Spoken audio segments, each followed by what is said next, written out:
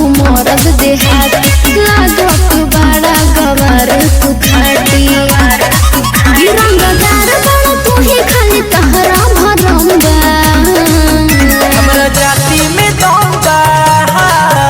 चमरानी तो बंगुबा हमरा जाति में दंगा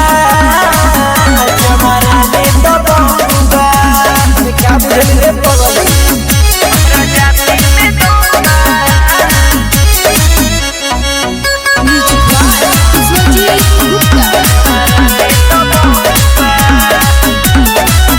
चमरानी के पाले तू पड़ल नहीं बेदी दौरत खास हो ट्रेनिंग हमारा सुया के बड़ी बड़ रंगदार हो लेके लाठी करन बरियारी जइबे बाबू टंगाई रे बोला न ढेर तू होश में रह एही में बाटे भलाई रे बना तारा बाहु बोली नहीं केहू न रंगा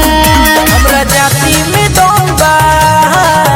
चमरानी तो बंगुबा हमरा जाति में दंगा चमरानी तो बंगुबा चमरानी तो बंगुबा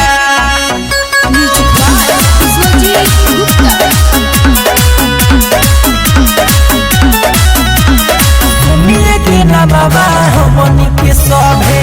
घुस जाला घर में खपू चलेला हमनी के जाके पूछली है शहर